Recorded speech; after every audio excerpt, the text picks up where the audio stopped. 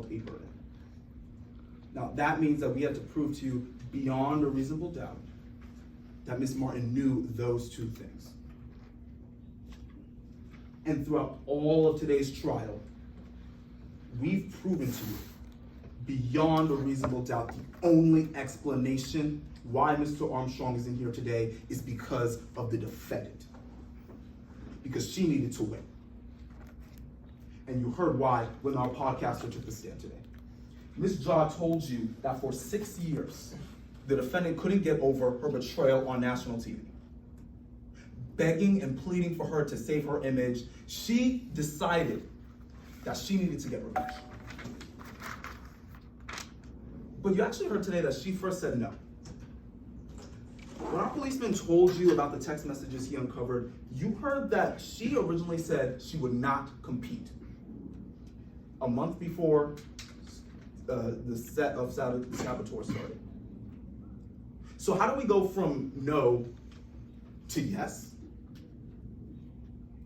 Both parties agreed today that a material safety data sheet for oxalic acid was downloaded onto the defendant's phone. An hour before she decides to compete in season 10 of the Saboteurs, members of the jury, I submit to you that the defendant knew why she needed to come back. Because she knew how to make Mr. Armstrong pay the price. So when she gets on set, she's given another warning. She's given another piece of information to know that her actions could cause a particular result when she reads the label for oxalic acid. This label tells you time and time again, harmful if inhaled, toxic, may be fatal at high concentrations. This is the same substance that Ms. Martin tried to tell you she thought was safe. She didn't think Rob would die due to this. She didn't know high concentrations meant she just put a scoop in a tiny pinch, which we now learned was 2 or 3 scoops. We learned how Mr. Armstrong paid the price when we gave you the pathologist, Dr. Atlas Hartley, who told you that Ms. Martin's actions caused the death of Mr. Armstrong.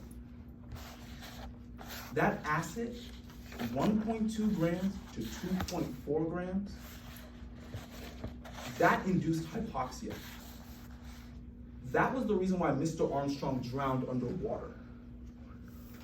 And if that number 1.2 to 2.4 sounds familiar, members of the jury, 1 gram is 1 scoop of acid. It's not half a scoop, like the defendant told her own doctor. No, it's 2 or 3 scoops, like she told her officers last year. Members of the jury, she's been lying to you this whole case in chief. She was comfortable lying to officers.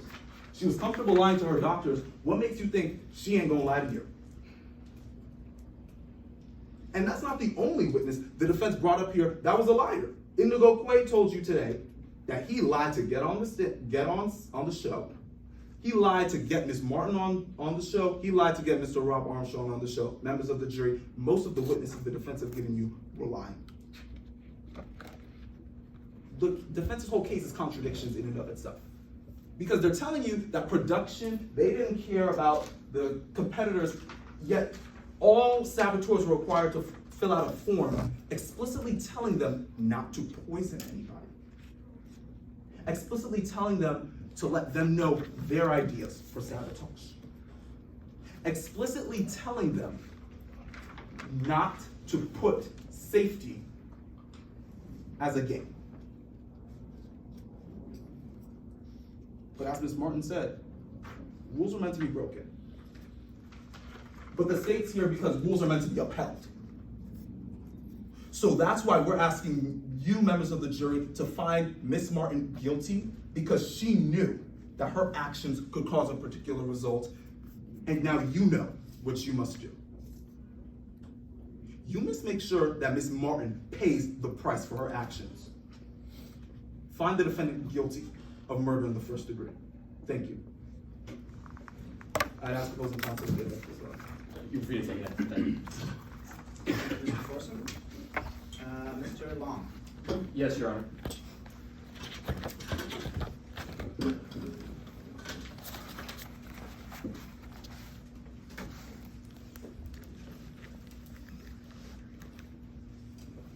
Permission to proceed. Your Honor, opposing counsel, members of the jury, may it please the court.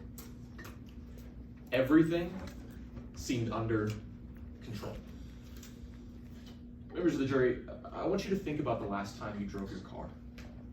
What were you thinking about? Maybe it was what you were going to have for dinner, or what the weather's going to be like tomorrow.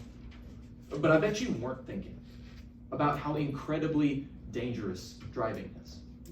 How crazy someone would have to be to put themselves in a 4,000-pound metal box going 70 miles an hour. And that's because car companies have done a great job at making us feel safe. Whether it's the seat belts, the warning lights, maybe the airbags, most people aren't as terrified of driving as they probably should be. You could say, in fact, that it causes us to develop a false sense of security. And members of the jury, today you learned how that same false sense of security led Miss Charlie Martin to believe that her actions on the saboteurs were safe. When Miss Martin arrived on the set of season 10, she found herself in an environment that was isolated, artificial, and controlled down to the most intricate detail.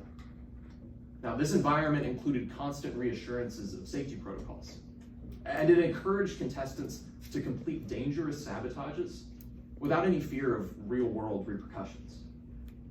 You heard today how that made Miss Martin feel like you do in your car. Safe, secure, at ease. You learned today, the evidence you saw today showed you that this had an effect on Miss Martin's mindset. That to her, everything seemed under control. But before we get to that evidence, let's talk about the charge. Because Mr. Forson got up here just now and he told you that Mr. Armstrong died as a result of Miss Martin's actions. The state's witnesses sat on the stand there all day long and they told you about how she put oxalic acid in his diving mask and that's what killed him. But members of the jury, that's not all they had to prove to you today. You see, our justice system is more complicated than that. We judge the same action differently based on the person's mindset. And it was their responsibility to prove to you that Miss Martin had the right mindset for murder, that she acted knowingly. But members of the jury, you saw today that Miss Martin didn't act knowingly. She wasn't aware that her actions would cause a particular result, that Mr. Armstrong would die as a result of oxalic acid because of that false sense of security. Instead, she acted negligently. She failed to perceive a risk associated with her actions. And had the state chosen to pursue a charge of negligent homicide against Miss Martin, well, we would have ourselves a very different case, members of the jury.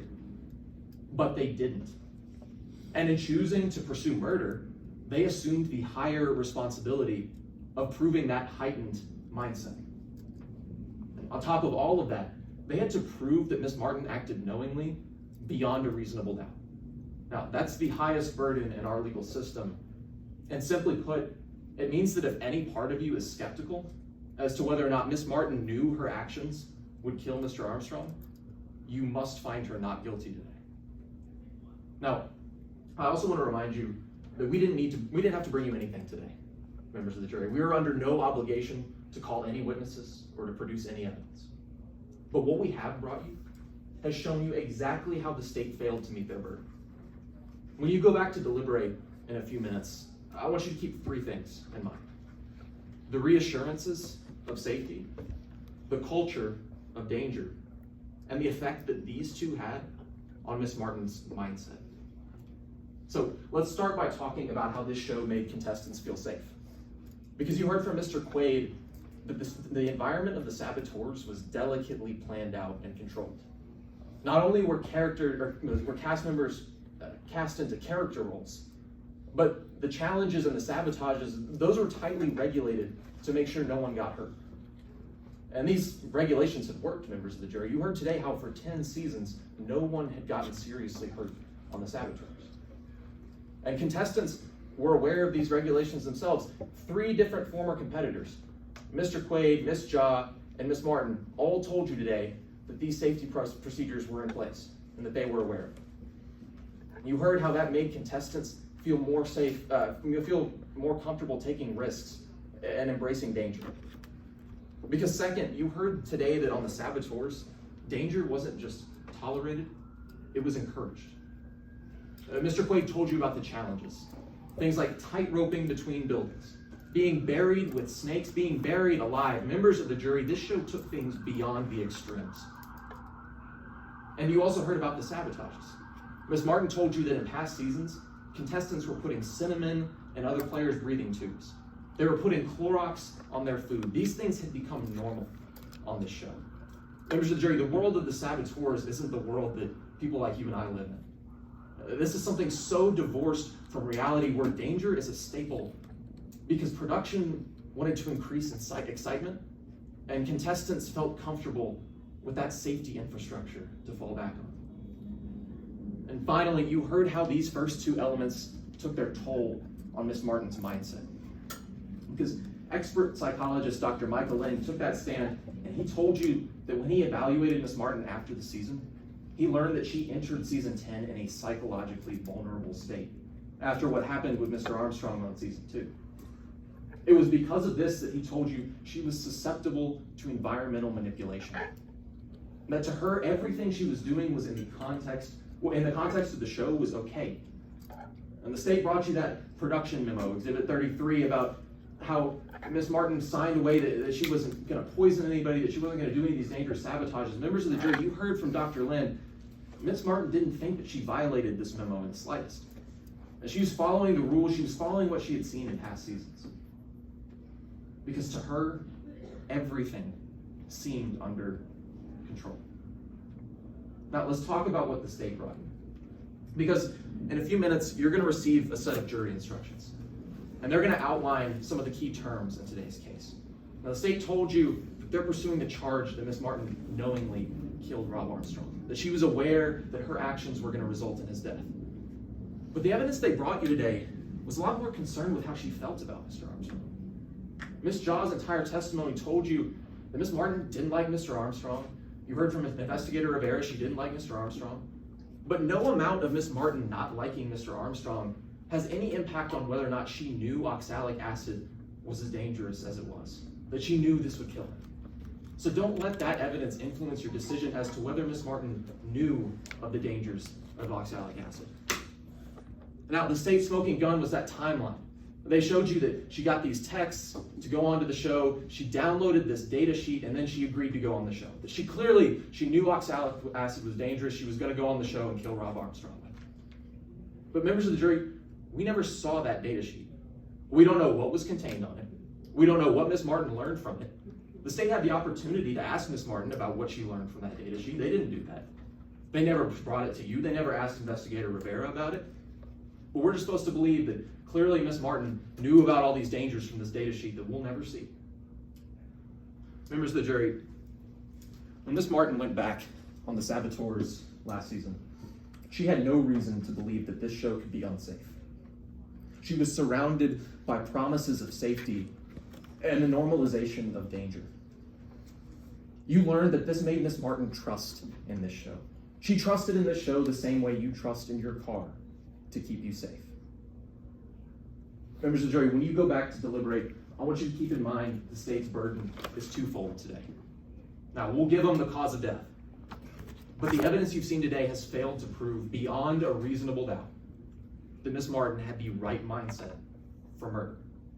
This means you must find her not guilty. Thank you.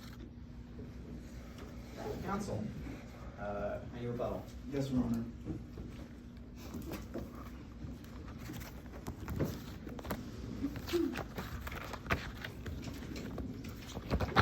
May it please the court. The defense just came up here, and like throughout all of trial, they've been saying everything seems under control. Well, Ms. Martin was definitely in control of her actions. Dr. Lin told you she was in control of her actions when she put acid in the mask. Dr. Lin told you she could appreciate the harm of that action, putting it in the mask. Ms. Martin was in control when a month before filming, she's researching the same murder weapon that was in Mr. Armstrong. Ms. Martin was in control when she lies to the investigators last year. Miss Martin was in control of everything on set. And whether or not you want to blame production for not sending in divers, that doesn't acquit you of your actions. Don't let the defense distract you from what you know, because just like Miss Martin knew that her actions could cause the death of another, you know what Miss Martin's trying to give you, and that's a distraction. Find the defendant guilty. Thank you.